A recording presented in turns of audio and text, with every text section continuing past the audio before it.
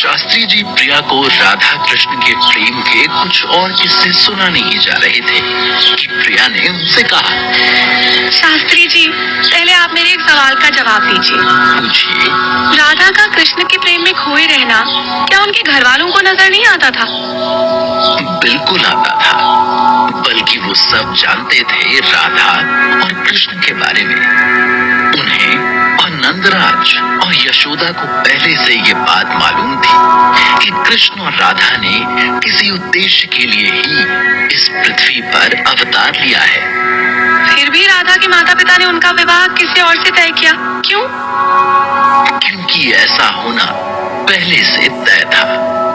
राधा को कृष्ण से अलग होने का श्राप मिला था और जिससे उनका विवाह हुआ था उसका भी राधा का पति बनने का एक कारण था। लेकिन उसे जानने से पहले आप वृंदावन में रची राधा और कृष्ण की लीला के बारे में तो सुनिए।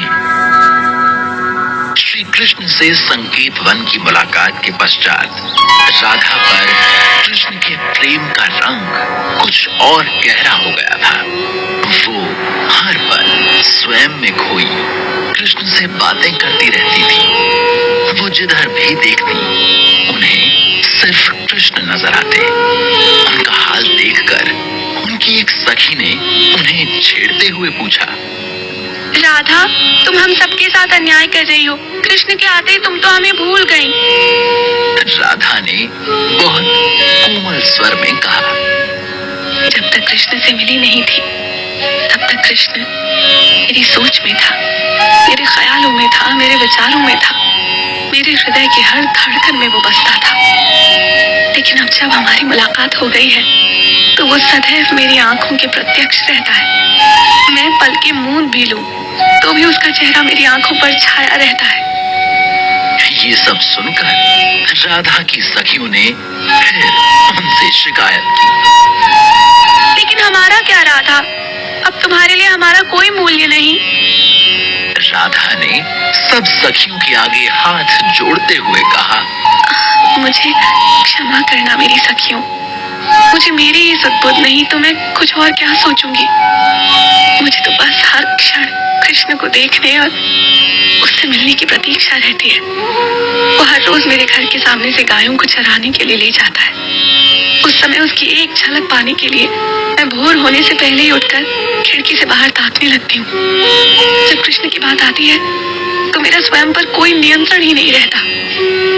सखियों ने राधा से फिर कुछ नहीं पूछा, बल्कि वो भी राधा जैसे प्रेम महसूस करने की कामना करने लगी। शास्त्री जी बोलते बोलते जब रुक गए तो प्रिया ने उनसे पूछा, मैंने सुना है कृष्ण जब भी बांसुरी बजाते थे राधा सब कुछ छोड़कर उनके पास दौड़ती हुई चली जाती थी। क्या सही में कृष्ण की बांसुरी में ऐसा जादू था? कृष्ण की बांसुरी का संगीत कुछ और नहीं, प्रेम और आनंद ही तो था। ये भी माना जाता है कि वो अपनी बांसुरी पर राधा राधा गुनगुनाते थे, जिसे सुनकर प्रकृति भी झूमने लगती थी। राधा ही क्या, गांव की सारी गोपियां कृष्ण की ओर दौड़ी चली जाती। एक बार राधा जी ने कृष्ण के संग परिहास करने की मंशा से उनकी बांसुरी कहीं छिपा दी। कृष्ण ने उसे ढूंढने के लिए गांव का चप्पा चप्पा छान मारा। हर किसी से अपनी बांसुरी के बारे में पूछा, लेकिन किसी को भी उसके बारे में ज्ञात नहीं था। तभी एक गोपी ने कृष्ण से कहा, मैंने तुम्हारी बांसुरी कुछ देर पहले राधा के पास देखी थी। बांसुरी का पता लगते ही कृष्ण खुश हो गए। वो दौड़कर यमुना किनारे बैठी राधा के पास गए और उनसे बोले, राधा, लाओ मेरी बांसुरी मुझे लौटा दो। मेरे पास तुम्हारी बांसुरी नहीं है कृष्ण। अब जान के अनजान मत बनो। एक गोपी ने मुझे बताया कि उसने तुम्हारे पास ही देखी थी।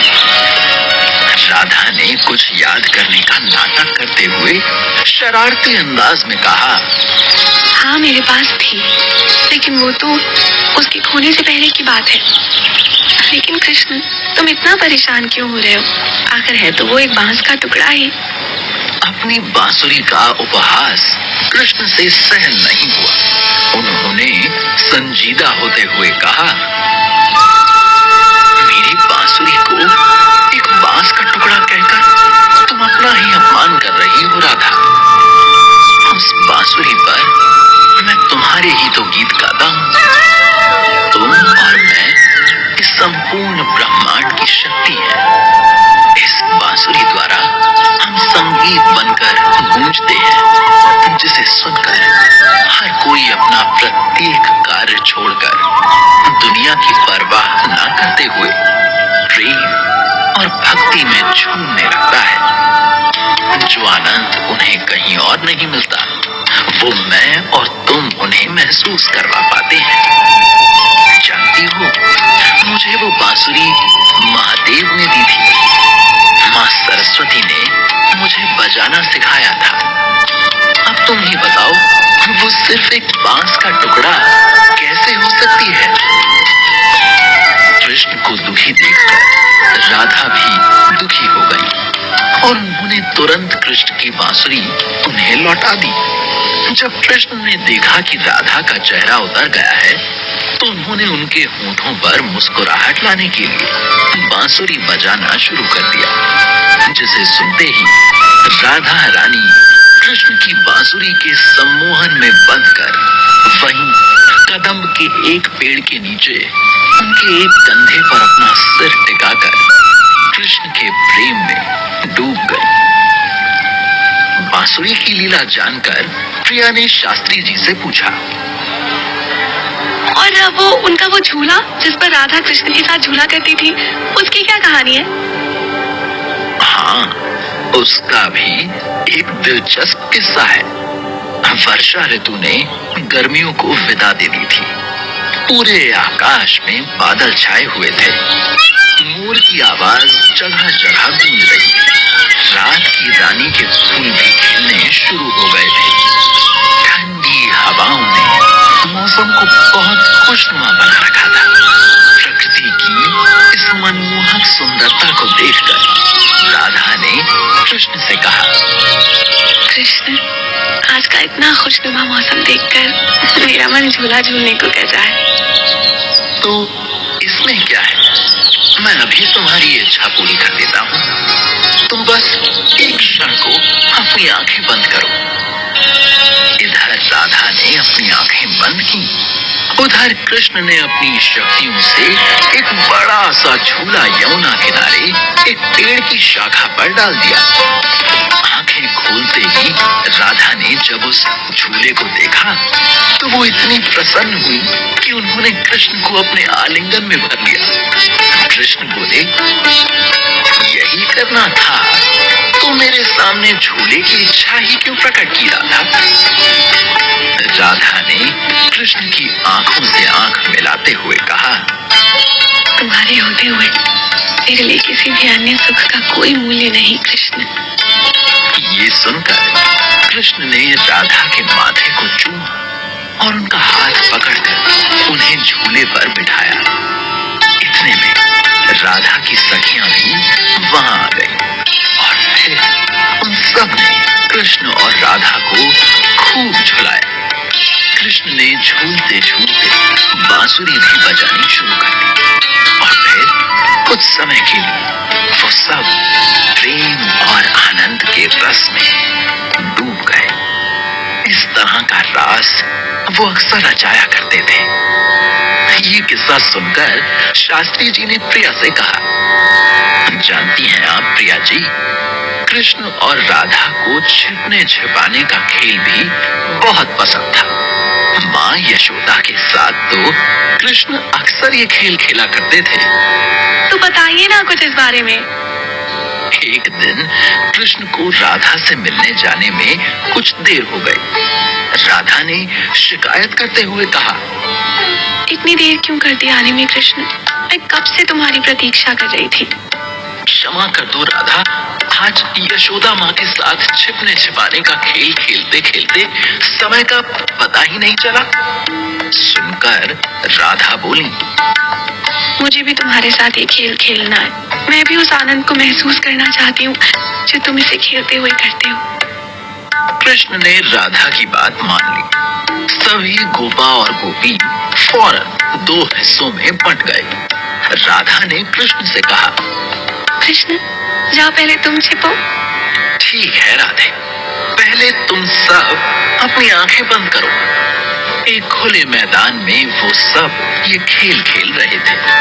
वहां छिपने की भी कोई जगह नहीं थी। राधा और बाकी सभी गोपियों ने आंखें खोली तो उन्हें हर जगह सिर्फ कृष्ण नजर आए। कृष्ण ने अपनी लीला से सभी गोपों को अपना रूप दे दिया था। उन सब में असली कृष्ण को ढूंढना आसान नहीं था। राधा हर एक कृष्ण के पास बारी बारी से गई और फिर उनमें से एक का हाथ पकड़कर बोली, तुम ही हो मेरे कृष्ण। कृष्ण ने पकड़े जाते ही सभी को पहले जैसा कर दिया। एक गोपी ने राधा से पूछा, तुमने कृष्ण को कैसे पहचाना राधा? बहुत आसान था। मैं जैसे ही कृष्ण के पास पहुंची, मैं नहीं रही, कृष्ण हो गई। ये कहकर राधा प्रेम पूर्वक कृष्ण को देखने लगी और कृष्ण राधा को। इसके बाद राधा की बारी आई छिपने की। राधा और उनकी सभी सखियां मोगरे के ढेर में बदल गई। कृष्ण ने जैसे ही आंखें खोली, वो फौरन एक ढेर के पास जाकर रुक गए और बोले, यही हो तुम राधा। कृष्ण ने राधा को बिना स्पर्श किए ही ढूंढ लिया था, इसलिए सबने मिलकर कृष्ण को विजेता घोषित कर दिया। एक गोपी ने कृष्ण से पूछा, तुमने राधा को हम सब में से कैसे ढूंढा कृष्ण? जिस मोगरे के ढेर में राधा छिपी थी, वो ढेर राधा के तेज से उज्ज्वलित हो रहा था। मैं इस खेल में जीता जरूर हूँ, लेकिन असल में ये जीत मुझे मिली राधा के कारण ही है। मैं जो भी हूँ उसका सार तो राधा ही है। ये किस्सा सुनकर प्रिया ने पूछा, शास्त्री जी, क्या कभी किसी गोपी और गोपा ने राधा कृष्ण से कोई प्रश्न नहीं किया? मेरा मतलब है कि कृष्ण और राधा की दिव्य शक्तियों के वो समय समय पर गवाह बनते रहे, तो क्या उनके मन में कभी सवाल नहीं उठे? सवाल तो उठते होंगे।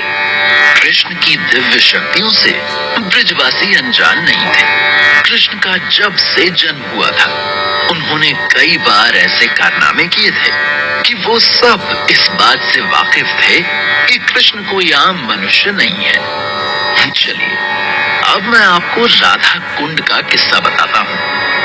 एक बार कंस ने कृष्ण को मारने के लिए अरिष्टासुर नाम का एक राक्षस नंदगांव भेजा, जिसने एक बछड़े का रूप धरकर कृष्ण को मारने की कोशिश की, लेकिन कृष्ण ने उसे अपने इरादों में सफल नहीं होने दिया और उसे बड़ी ही बहादुरी से कुछ ही क्षणों में मार गिराया। ये खबर जब राधा तक पहुंची तो वो भागती हुई कृष्ण के पास आई और बोली, तुमसे पाप हुआ है कृष्ण, तुमने गाय के बछड़े को मारा है, तुम गौ हत्या के भागीदार बन गए हो, तुम्हें इसका प्रायश्चित करना ही होगा। कृष्ण ने राधा को समझाते हुए कहा, मैंने कोई गौ हत्या नहीं की राधा, वो बछड़े के रूप में कंस का भेजा हुआ राक्षस था और वो उस रूप में हमारे लोगों और गायों को भी डरा रहा था। राक्षस ही सही, लेकिन था तो बछड़े के रूप में ही ना। राधा की हठ देखकर कृष्ण समझ गए कि राधा अब उनकी कोई बात नहीं सुनेगी, इसलिए उन्होंने कहा, तो अब तुम ही बता दो राधा कि अब मैं क्या करूं? तुम्हें संसार भर के तीर्थ स्थानों की यात्रा करनी होगी और वहाँ के पवित्र जल में स्नान करके ही तुम्हारी शुद्धि होगी। तुमने अगर ऐसा नहीं किया तो मैं तुमसे कभी बात नहीं करूंगी कृष्ण। राधा का उपाय सुनकर कृष्ण सोच में पड़ गए। तभी नारद मुनि जी उनके पास आए और बोले, प्रभु, आपको कहीं जाने की आवश्यकता नहीं है। आप तो जगत रचयिता है। आप जाएं तो सभी पवित्र नदियों के देव देवताओं को यहाँ बुलाकर उनसे उनका पवित्र जल मांग सकते हैं। कृष्ण को अपनी समस्या का हल मिल गया था। उन्होंने बिना एक क्षण गंवाए शीघ्रता से अपनी बांसुरी की सहायता से एक कुंड खोदा और फिर उसे गंगा, जमुना, सरस्वती, यमुना और गोदावरी जैसी सभी पवित्र नदियों ने अपने जल से लबालब भर दिया। फिर कृष्ण ने उसमें स्नान करके खुद को गौ हत्या के पाप से मुक्त किया। ये सब करने के बाद कृष्ण ने राधा से कहा, राधा, अब तुम्हें भी इस कुंड में स्नान करना चाहिए, क्योंकि तुमने बछड़े के रूप में आए एक राक्षस का पक्ष लिया और मुझे ये सब करने को मजबूर किया। लेकिन राधा ने ऐसा करने से ये कहकर मना कर दिया कि कृष्ण के उस कुंड में अपना पाप धोने से उस कुंड का पानी अब शुद्ध नहीं रहा। इसलिए उन्होंने अपने कंगन से एक और कुंड खोदा, जिसे भरने के लिए कृष्ण ने फिर से सभी नदियों का आह्वान किया और फिर राधा ने उस कुंड में स्नान करके स्वयं की शुद्धि की। राधा कुंड कहलाया और कृष्ण का श्याम कुंड। दोनों ही कुंड के पानी को आज भी बहुत पवित्र माना जाता है। प्रिया ने ये किस्सा सुनकर शास्त्री जी से कहा, इनके बारे में सुनकर ही मन में भक्ति पैदा हो रही है शास्त्री जी। ये सिर्फ तुम्हारे साथ ही नहीं हो रहा, जो भी उन्हें जानना शुरू करता है वो इस भाव से सराबोर हो जाता है। कृष्ण की रासलीला भी तो भक्ति और प्रेम का प्रतीक थी, जिस पर आज की दुनिया तरह तरह के प्रश्न करती है। अब उसी के बारे में कुछ बताइए ना शास्त्री जी।